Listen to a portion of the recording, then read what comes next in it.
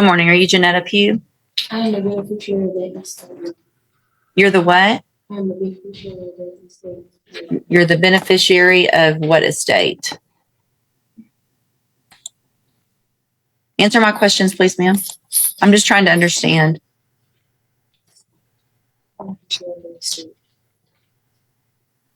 Okay. What's the announcement? Judge, it's my understanding that Ms. Pugh and her family has retained an attorney on this matter.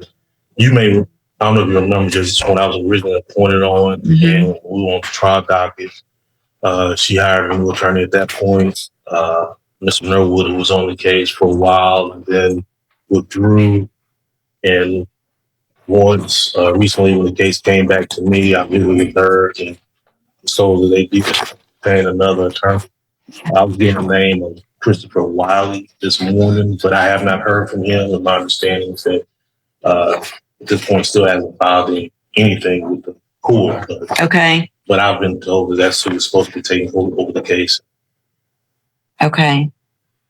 For the record, I write the prosecution here before. I do as well, for the record. And I looked into Mr. Christopher Wiley. I can't find that person as a practicing lawyer in state bar page. Yeah, I've not been contacted by excuse behalf. So, Ms. Pugh, Mr. Lewis has been appointed to represent you at this point. Obviously, you know as well as anyone that you're in custody and we want to get your case taken care of. If you've hired or your family has hired another lawyer, then they have to contact the court so that we can do something with your case. And do you know if they've hired someone? Respectfully, Your Honor, I do not agree with your appointed board agents, considering that the first duty is to the state and will be considered conflict of interest. Okay, so if you don't want, the only thing I can do, I'm appointing an attorney to you to help you, right? So if you don't want a court-appointed attorney, then your only option, two things. One is to represent yourself or to hire a lawyer. So if you don't like the way it works, then you do something different. So are you, listen to what I'm saying. Are you either going to represent yourself or are you going to let Mr. Lewis represent you or are you going to hire someone? Objection, Your Honor. Respectfully, is this a court of record? It is a court of record. So your objection's overruled. Okay. Respectfully, Your Honor, where is the verified claim that is being placed against my trust? It's right here. It's called an indictment.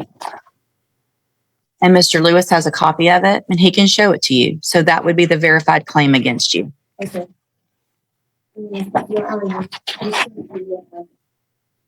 there were writs that was filed to the case that still haven't been received. I've received your petition for writ of habeas corpus and it's denied. Okay.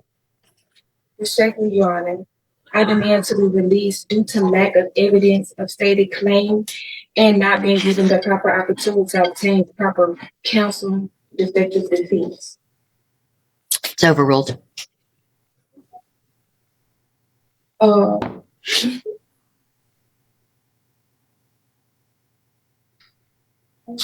You're running out, aren't you? It's fine. So here's the thing, Ms. Pugh. I appreciate your position, but listen, Ms. Pugh, don't speak over me. Respectfully, my incarceration. Ms. Pugh, just because you say respectfully does not mean that you get to interrupt me. That's disrespectful, right? Hang on. Listen to me. Everything you have there is overruled. And here's one of the reasons why. Is because you have a lawyer. And your lawyer will file the appropriate motion. You're interrupting me again, which is disrespectful. So I'm going to leave Mr. Lewis as your attorney unless you choose to represent yourself or hire someone else. I'm going to give you 2 weeks to determine what you're going to do. You can go back. You can go back with the bailiff. Or comply to your point. Go back. You already said that, and that's overruled. Go back with the bailiff. Get your own attorney or represent yourself if you don't like it. In a sharp and uncompromising courtroom exchange, Janetta Pugh challenged the legitimacy of the proceedings. repeatedly rejecting her court-appointed attorney and claiming conflicts of interest while asserting sovereign-style arguments about trusts, indictments, and habeas relief. The judge firmly shut down each objection, clarifying that an active indictment constituted the verified claim, denying her habeas petition, and emphasizing that appointed counsel exists to protect her rights, not the state. As Pugh continued to interrupt and demand release, the court warned that saying respectfully does not excuse disruptive behavior, overruled all motions, and made the options clear: accept appointed counsel, hire private representation, or represent herself. With no proof of retained counsel before the court, the judge ordered her back into custody and granted 2 weeks to decide her legal path, signaling that procedural challenges would not delay the case any further. Right. Perfect. So, Ms. Pugh, Mr. Jeffries has been appointed to represent you. He's just been given, he's trying to get caught up real quickly on all the information, the discovery in your case. I'm going to reset your case so that he can get all of that. Once he gets it, he'll be out there to go over it with you, and we'll see if we can get an announcement at the next court date. Respectfully, Your Honor, I do not agree to comply with any of the appointed court agents, considering that they're both members to the state. And understand, we've had this conversation before. Also, they conflict of interest. And for the record, I'll be representing myself. So if you want to represent yourself, there's some things. Ms. Pugh, stop talking over me. If you want to stop talking over me, if you want to represent yourself, then there is a process that we have to go through, and we'll do that today. If that's what you want to do, we'll get your case set for trial and we'll go forward that way. It is highly inadvisable for you to represent yourself. Lawyers have many, many years of training. They understand the law. They understand how a trial works, because here's what happens. When you're in a trial and you represent yourself, you are expected to know and follow all of the rules of evidence, all the rules of procedure. And so you're really at a disadvantage if you don't know those things. And so you have to do everything just like the assistant district attorney would. And if you don't, you're going to be in front of a jury and it's going to show, and it's just not going to be, it usually does not work out in your benefit. But I have to go through with you some questions first before we do that. And then if you still want to do that, then there's a couple of options, and we'll go over those as well. Okay. So, I am supposed to ask you, I'm going to go through these questions. I need you to answer them if you want to represent yourself, because this is required. All right. So have you ever studied the law? Yes. Okay. Have you ever represented yourself before in any kind of criminal matter? Okay. Do you understand, the charges against you? Okay.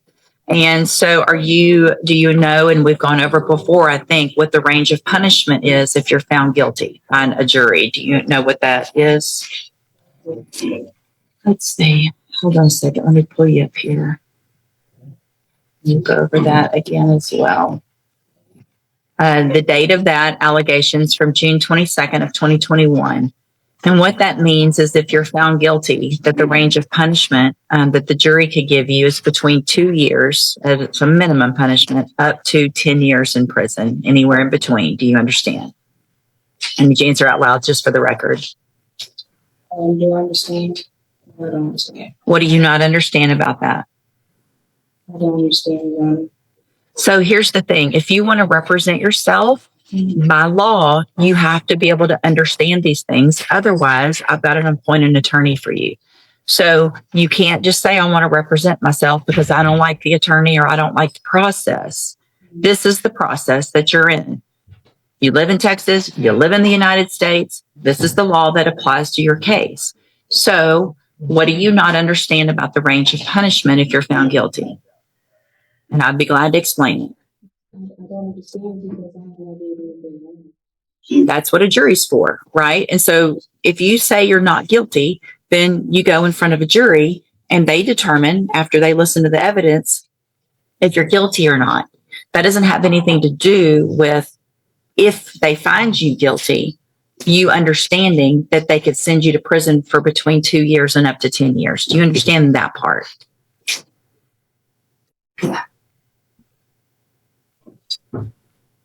What are you, yes or no? No, you don't understand that.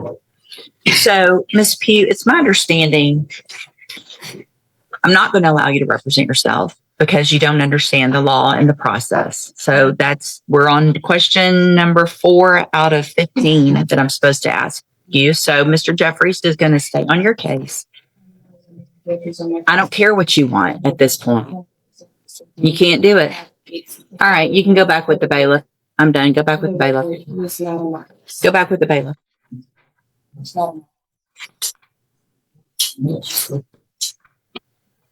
Welcome to the criminal punishment. Yeah, fine, yeah. This was not meant to be any kind of punishment, I promise. So Mr. Jeffries, get ready like you would. Probably it's going to go straight onto a jury. So we'll just get it figured out that way. All right. In a tense courtroom moment, the judge firmly shut down Janetta Pugh's attempt to represent herself after she repeatedly claimed she did not understand the most basic legal concept in her case. The punishment range of 2 to 10 years in prison tied to allegations from June 22, 2021. The judge carefully explained that a jury decides guilt or innocence, but if found guilty, the jury can legally sentence her anywhere within that range, yet Pugh continued to say she did not understand.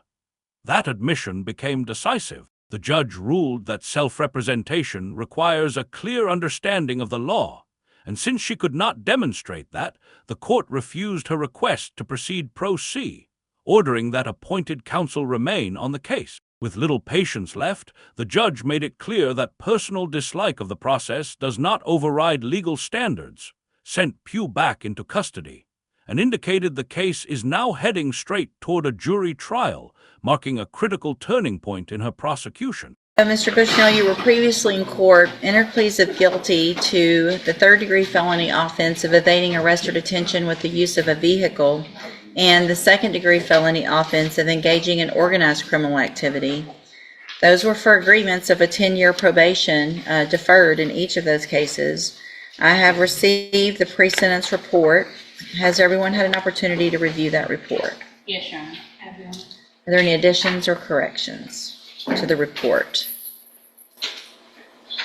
Just that it may indicate that he doesn't take full responsibility, but after speaking with him, he does take full responsibility for his actions and involvement in both cases.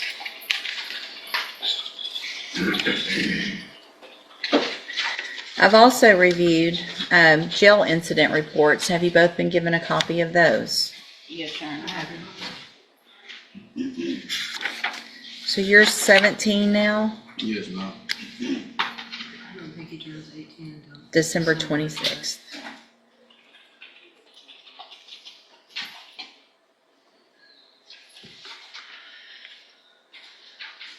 And Judge, if we need to go back and renegotiate an offer, obviously he's not even out of custody yet, and this is how he's acting. Well, and Your Honor, obviously due to his age, I want him to have the opportunity to get his life together, obviously not going into adulthood with felony convictions. I have preached to him the importance of following the rules and not... you can't do it, can you? Okay. You cannot. 21 incident reports since January 25th of this year. 21.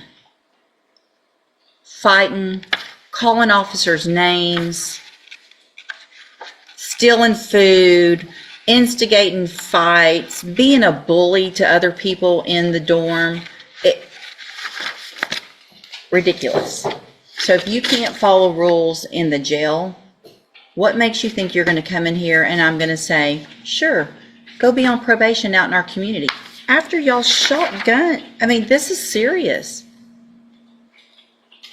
I'm tired of the shootings. I'm tired of people. You could have killed somebody. And because you accidentally didn't kill somebody, you get to get a probation. Not today. If I could send you to ISF, I would consider it. I can't. At this point, I'm going to reject the plea agreements. We will set the cases for a review in about 30 days. Let's see where we are, go over his options, y'all talk.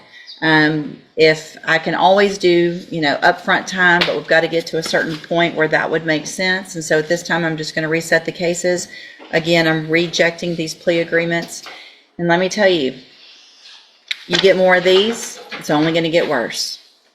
I'm going to see them. A jury's probably going to see them a jury will see them if you go to trial. And you're going to end up in prison for up to 20 years because you can't follow the rules in our jail and you're acting like a little punk. So go stop acting like a punk, prove that you can behave, then we'll see what happens. When you come back next, I'll see how many of these I have. Go back with the bailiff.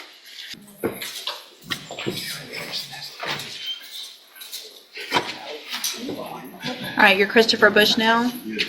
And so Mr. Bushnell has two cases, an evading arrest or detention with a motor vehicle and engaging in organized criminal activity, and cause numbers 25-0112 and 0113. There was previously an agreement motion, a plea agreement for 10-year deferred probation. We were here because of the issues in the jail. I rejected that because if I were going to go along with that, I was going to order the ISF. And so we're back here. And then, so let me ask you, I should tell you what's bad is when I remember stuff, Mr. Bushnell. Your birthday's in October, right? No, December.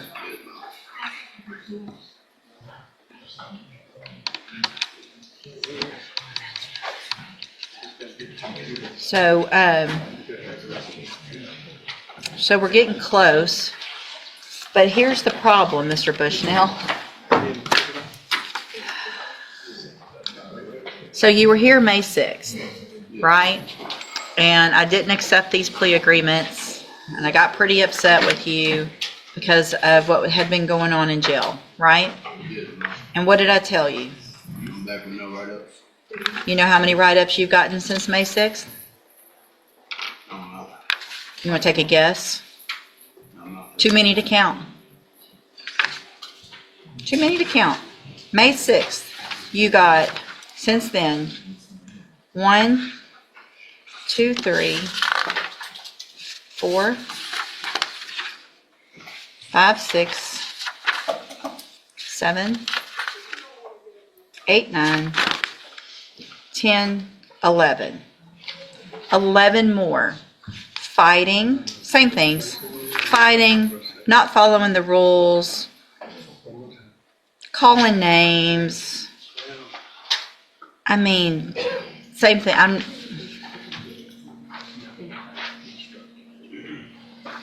You don't like following rules, do you? I do. You do? What part of calling a correctional officer the names that you've been calling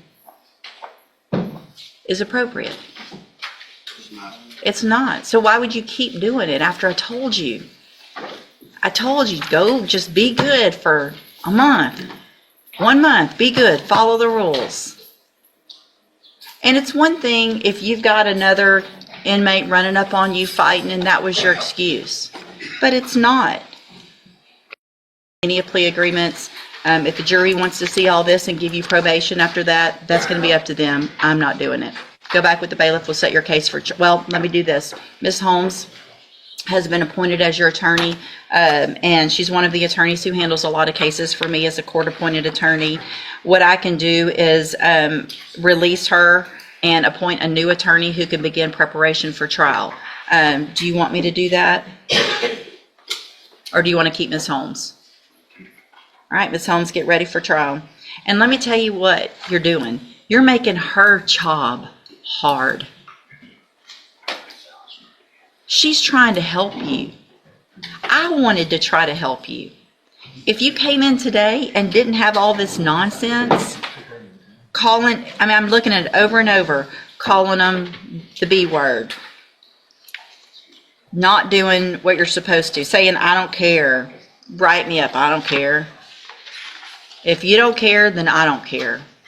Because I tried last time when we had this conversation. So your case is going on the trial docket, and again, we'll let a jury decide what to do with you. Go back with the bailiff. In the end, the courtroom doesn't reward volume, it rewards understanding. What unfolded wasn't a clash of voices, but a quiet test of capacity, patience, and consequence. The judge never needed to raise her tone because the law was already doing the speaking. Every pause and repeated question exposed the widening gap between belief and reality. This is where confidence collides with structure, and structure always wins. Court isn't about winning arguments, it's about surviving a process you're required to understand before you challenge it. And that leaves one question hanging in the air. Are you truly prepared for the system you're standing against today?